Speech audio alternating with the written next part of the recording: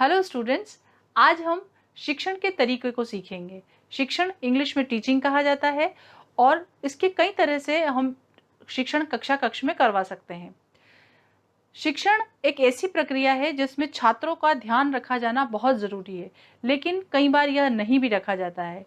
तो जब नहीं रखा जाता है और जब रखा जाता है तो इनके जो भेद हैं, इनका जो तरीका है वो क्या होता है, वो आज हम सीखेंगे।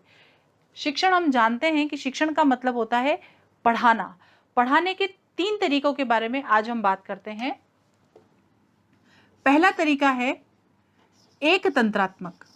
एक तंत्र का मतलब हम समझते हैं कि जहां पर किसी एक का शासन होता है, और जैसा कि हम जानते हैं कि अगर कक्षा में किसी का शासन होना है तो वो टीचर का होना है, क्योंकि ये माना जाता है कि जब बड़ा व्यक्ति या अधिक ज्ञान वाला व्यक्ति कम ज्ञान वाले को कुछ सिखाएगा तो वो शिक्षण कहा जाएगा, और जब जिसमें ज्ञान ज़्यादा है और वो कम ज्ञान वाले को कुछ बता रहा है तो उसमें कहीं उसके द्वारा किसी भी तरह के प्रत्युत्तर की संभावना नहीं रहती है। अर्थात छात्र अपने शिक्षक को ये नहीं कह सकता कि सर मुझे ये समझ में नहीं आया, ये मुझे फिर से समझाइए, या इसका अर्थ ऐसा क्यों होता है।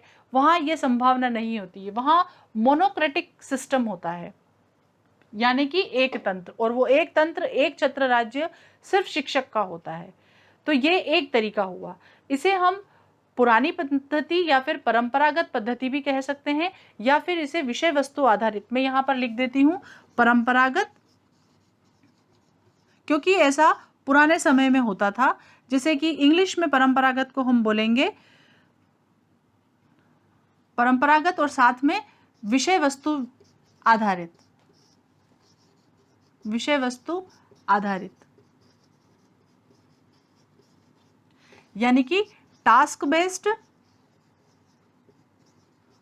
और ट्रेडिशनल।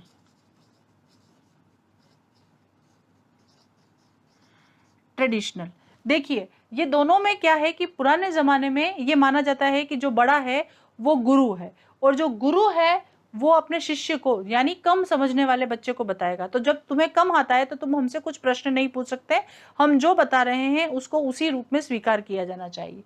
दूसरा ये है कि टास्क बेस्ड, अभी इसमें आपको काम दे दिया, इतना काम कंप्लीट करना है, तो इसके बाद में आपको गुंजाइश नहीं है कि आप इधर उधर की कुछ सोचें। जो उन्होंने बोला है उसे सीखिए और उसे समझिए और काम खत्म कीजिए। तो पहला तरीका तो पढ़ाने का ये है एक तंत्र। दूसरे तरीके की बात करें तो हम समझ सकते हैं कि जहां एक तंत्र है उसके बाद में प्रजातंत्र आएगा, जिसे हम डेमोक्रेटिक बोलते हैं। डेमोक्रेसी, हम सभी डेमोक्रेसी में रहते हैं, तो हम जानते हैं कि हमारे जो नेता हैं वो हमारे द्वारा चुने हुए हैं, वो हमारी बात सुनते हैं, और ये हमारा हक है कि हम उन्हें अपनी बात कहें, अपनी समस्याओं का समाधान लें। सेम तरीका है, वही तरीका है कक्षा में छात्र और शिक्षक दोनों का परस्पर सहयोग होता है, दोनों का बराबर महत्व होता है।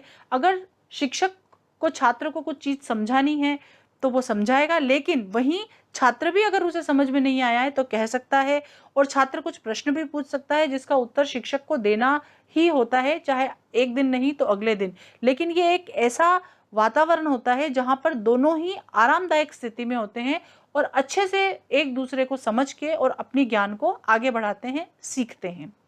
इसके बाद में तीसरा जो तरीका है पढ़ाने का, उसे कहते हैं हस्तक्षेप रहित। मैं हमेशा कहती हूँ कि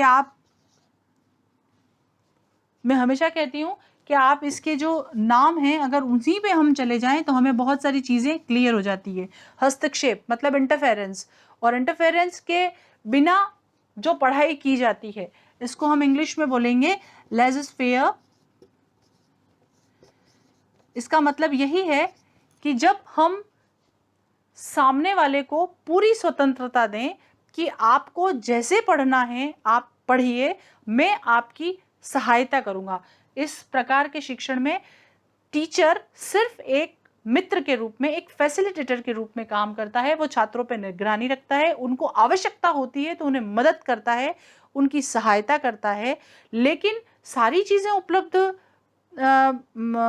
चीज़ें सामग्री उपलब्ध करवा दे, लेकिन उनको फाइंडिंग्स नहीं देता है, जो रिजल्ट है, जो ज्ञान है, जो निष्कर्ष है, वो छात्र को खुद से लेना पड़ता है, क्योंकि यहाँ पर शिक्षक हस्तक्षेप नहीं कर रहा है, उसने सारी चीज़ें उपलब्ध करा दी, अब आप उनसे सीखिए। ये लेज़र फेयर कहलाता है इंग्लिश में, और हिंदी में इसे हस्तक्षेप रहित शिक्षण कहते हैं। ये 3 तरीके के शिक्षण हैं, मोनोक्रेटिक, डेमोक्रेटिक और लेज़र फेयर, एकतंत्र, प्रजातंत्र और हस्तक्षेप रहित। मैं रिपीट कर दूं, एक तंत्र को परंपरागत शिक्षण भी कहा जाता है और प्रजातंत्र को चाइल्ड सेंटर यानी कि बाल केंद्रित, चाइल्ड सेंटर्ड, बाल केंद्रित। यहां पर बच्चे का पूरा ध्यान रखा जाता है। शिक्षक कक्षा में पाठ के बीच में छात्र को उठा के कहता है, इसका अर्थ बताओ, समझ में आया कि नहीं आया, तुम्हें कुछ पूछना है, अब आगे बढ़ें। ये जो सारी स्थितियां हैं, ये बाल केंद्रित की, यहाँ पर छात्र इंपॉर्टेंट है, यहाँ पर शिक्षक इंपॉर्टेंट है, महत्वपूर्ण है, यहाँ पर छात्र इंपॉर्टेंट है, और यहाँ पर दोनों ही बराबर इंपॉर्टेंट है, लेकिन शिक्षक हस्तक्षेप नहीं करता है, छात्रों को अपनी गति से, अपने तरह से पढ़ने में मदद करता है। तो ये शिक्षण के 3 तरीके थे। अगली वीडियो में हम फिर मिलेंगे और शिक्षण के और किसी नए आयाम पर चर्चा करेंगे। तब तक के लिए धन्यवाद।